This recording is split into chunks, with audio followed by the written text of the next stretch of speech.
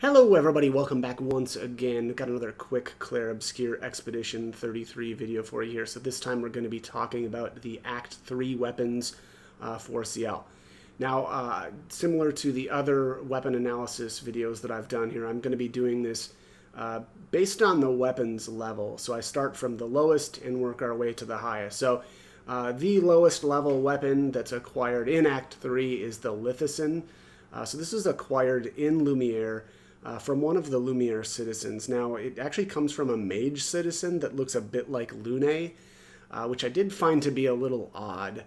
Kind of, expected maybe somebody to that would look a little bit more like Sciel to be dropping Sciel's weapon, but not the case. So, anyways, I love the scaling on this, agility and luck, of course.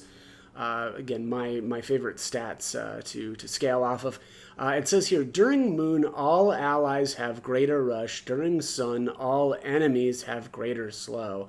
That's kind of interesting, right? As maybe for a more, I would say, support-oriented Sciel, right? That's kind of neat. And honestly, very tough for anybody other than Lune to be putting slow on anything. So I do find this one to be very, at least unique in that way. And then it says here, during Twilight, all allies have greater rush, and all enemies have greater slow.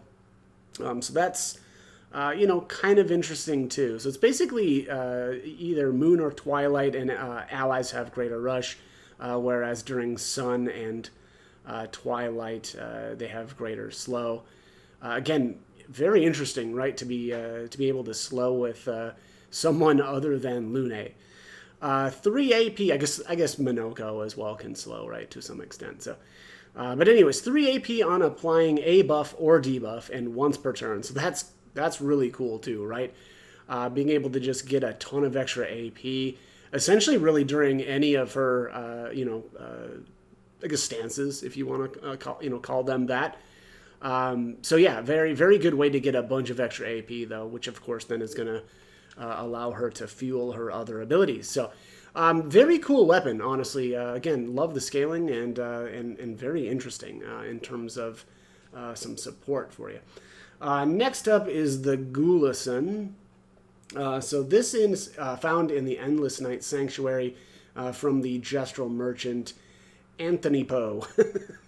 Again, great scaling here. Luck and agility, I like that. On Twilight Start, apply Mark to all enemies. That's kind of neat. I definitely think that that's pretty good. And useful not just for random encounters, though I would say probably more oriented towards random encounters, but definitely able to get, some decent damage then on bosses as well because of that mark. And then hitting a marked enemy during Twilight doesn't remove mark. That's cool too, although, the chances that the mark that she applies to all enemies on her Twilight Start lasts long enough so that she can take advantage of it is probably pretty low. But, of course there are some Pictos that allow you to hit a marked enemy multiple times and keep mark on. So always possible that it may last that long. But also there, apply 3 foretell on applying mark. That's great, right? Just getting a little bit of extra foretell on things, I guess, is cool. But interesting weapon. Not something that I would probably use, but certainly interesting. Next up is the Martinon. So that's this guy right here. This thing is located within the Flying Manor from the Gestural Merchant Fusoka. Like the agility scaling, not so much on the vitality scaling though. It says, on Twilight Start, deal damage to all enemies based on the amount of charges. That can be interesting, not that great in my opinion. I like some other weapons certainly a lot more, but definitely an interesting weapon ability there. And then on Twilight Start, apply 2 foretell per charge to all enemies. Also kind of interesting, although, I don't know. Yeah, you're probably not going to be getting that much out of this, so I don't find that to be, that great. But I do like the final level ability there, of course, doubling the Sun and Moon charge generation.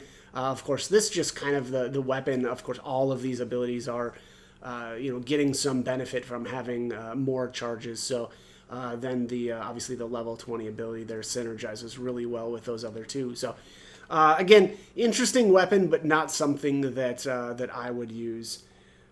Next up is the Charnon. I think, is this one? Yeah, this is, in my opinion, her best one. Probably, honestly, her best weapon in the entire game because of that level 20 ability. But this is located within Renoir's drafts from the Gestural Merchant Grauer. Luck scaling, of course, which I love. I don't like the defense scaling, unfortunately, though. This thing probably would have been perfect if that would have been agility scaling instead. 100% crit chance during Twilight, which I don't find that useful as someone who, you know, normally runs around with 100% crit rate on all my characters. So I don't really get use out of that. And of course, also only during Twilight. I don't really like that, right? It would be better if that was just 100% crit chance, you know, whatever. I guess it's not going to work, though, right? Because it's specific, unfortunately, to Twilight. But apply 1 Foretell on critical hit. That's cool. That's really cool. Again, I would say that what you really want to do, though, is make sure that Sciel's got 100% crit chance anyway. And so any of her abilities, when they crit, are going to be applying that Foretell. So very, very good ability there. And then, of course, the last one, which is what makes this thing, honestly, her best weapon, in my opinion anyway. That's the 20% increased damage for each consecutive turn without taking damage, and can stack up to 5 times. Now, maybe you're not going to get as much use out of that if you're not as good at parrying and dodging, but, of course, if you are, you can really ramp that up, of course, to 100% extra damage. Also, I should say I love the element on this as well, that being Void, which, of course, is the best of the elements in the game. So, anyways, yeah, that is my pick for her top weapon. Really, really like this thing, and again, mostly because of that level 20 ability. So, that is going to be it, though, for this one. As always, I hope the guide was helpful, and thanks for watching.